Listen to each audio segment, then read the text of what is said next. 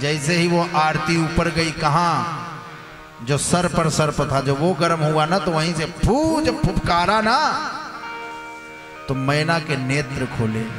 और जैसे ही मैना के नेत्र खुले न महाराज, जैसे ही मैना ने देखा, कहा बिकट बेस रुद्रई जब देखा, बिकट बेस रुद्रई जब देखा, अबलन उर भय भयहु विसेखा, अबलन उर भय भयहु विसेखा। भागी भवन पैठी अति त्रासा, भागी भवन पैठी अति त्रासा, गए महेश जहाँ जनवासा, गए महेश जहाँ जनवासा। मैना भाग गई और मैना अंदर जा करके पार्वती को अपनी गोदी में लिखा करके महाराज बिठा करके और विचार करने लगी। और भगवान शंकर से कहा, नंगा धरंगा बिल्कुल खड़े, जाओ जनवा से चलो। रोने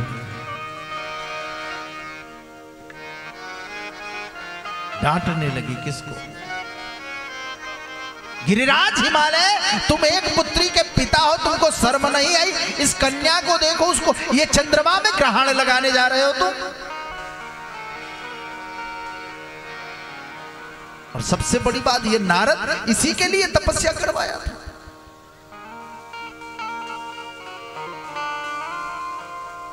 नारद कर मैं कहाँ बिगाड़ा, भवन मोर जिन्हीं बसत उजारा। मैंने क्या गलती की थी? हमने नारद के साथ ऐसा क्या कर दिया था जो मेरे बसते हुए भवन को, मेरी ये चांद चंद्रमा जैसी कन्या, ये बौराह पर, जिसको ये पता नहीं है कि व्यक्ति के सामने के नंगा धरंगा ससुराल में। पार्वती कहती है कि आ तुझे माला मंगा दूं,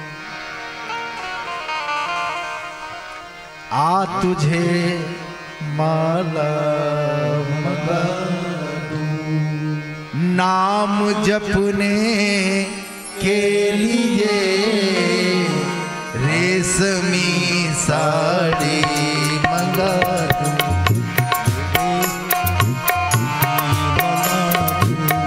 रेशमी साड़ी मंगा दूं, भजन करने के लिए आ तुझे माला मंगा दूं, नाम जपने के लिए आ तुझे माला मंगा दूं, नाम जपने के लिए रेशमी साड़ी मंगा दूं। मैंने अपनी पुत्री को कहे, कौन सी माँ चाहेगी, कौन सा पिता चाहेगा कि मेरे पुत्र या पुत्री संत हो जाए? मैंने दो शब्द होगा।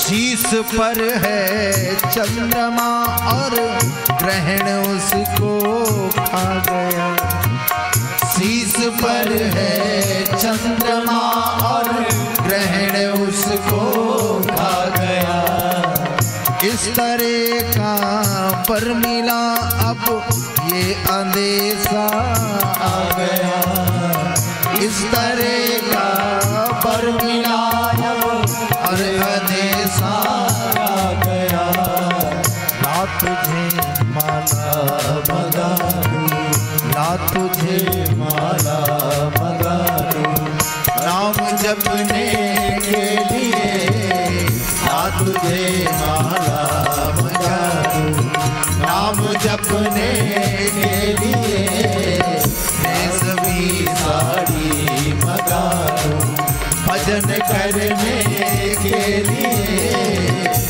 रेशमी साड़ी मंगा लूं, भजन करने के लिए तुझे माला मंगा लूं। महाराज माँ कहने लगी मैं ना इसके साथ विवाह से अच्छा है तो तू तो तपस्या भी कर लेती है, संत हो जा, संन्यास धारण कर ले, इसके साथ विवाह नहीं। महाराज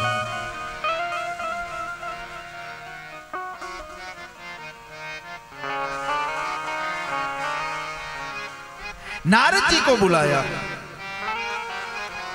अथ देवेश्वरः शंभो श्यामर सत्वने मुनिद्रुतम् लौकिकाचारमाश्रित्य महालीला करा प्रभु।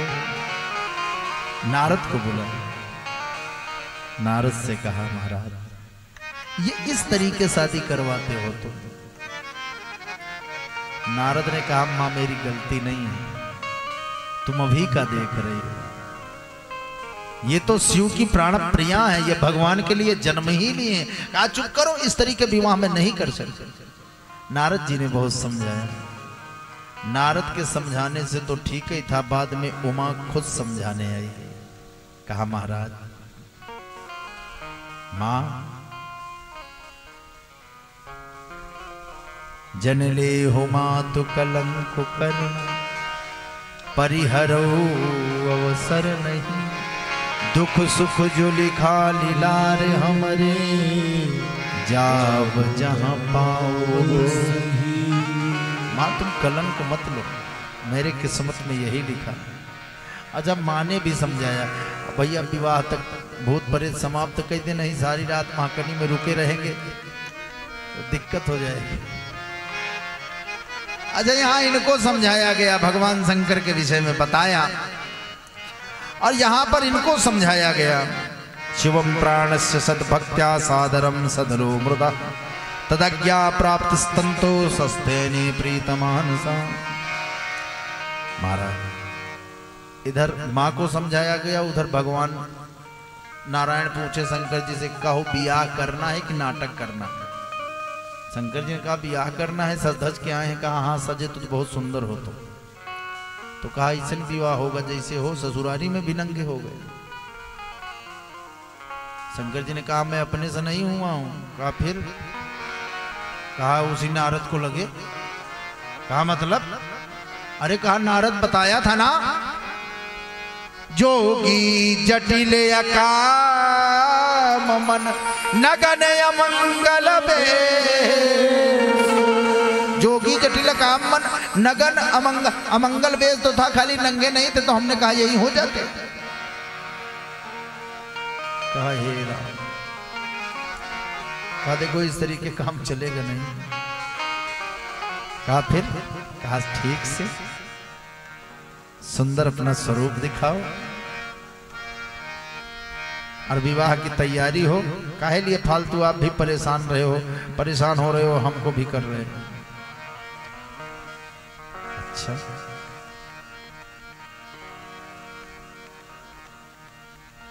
कैसे हो जाए?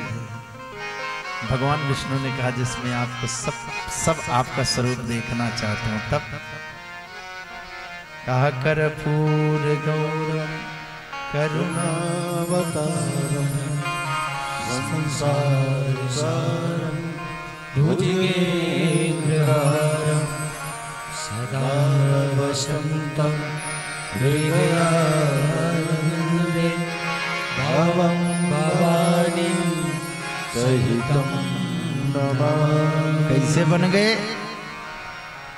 कहा मंदार माला कुल काल कायी कपाल माला कित से खरायी दिव्याय देवा ये दिगंबरायी तस्मै नकाराय नमः शिवाय। महाराज सुंदर कर्पूर के समान गौरांग होकर के जिस समय भगवान भूत भवन भोलेनाथ बिल्कुल आनंद श्वेत वस्त्र को धारण करके और मुख में पान चबाए, लाल लाल होंठ महाराज, नसीली सी आंखें और काले काली महाराज उनकी सुंदर जटाएं और उसके साथ साथ उनके चेहरे की दिव्य कांति। और महाराज जैसे ही पुनः वो आते हैं ना, पूरे गिरिराज हिमालय के दरबार में सबकी आंखें खुली की खुली रह जाती हैं।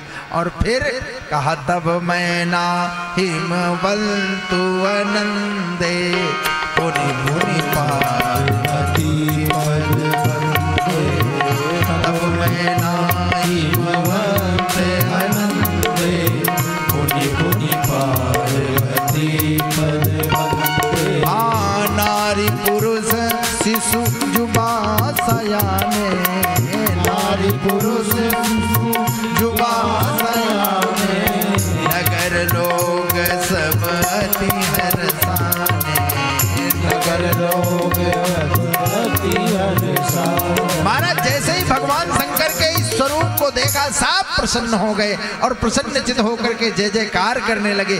भगवान शिव के चरणों में प्रणपात किए। तुरंत आदेश दिया गया दूल्हे को अंदर भेजा जाए। अंगर के कार्यक्रम प्रारंभ हो गए, विवाह का कार्यक्रम शुरू हो गया। कैसे विवाह हुआ, कैसे पौपूजी हुई, किस प्रकार से लावा परछा गया, क्या क्या भगवान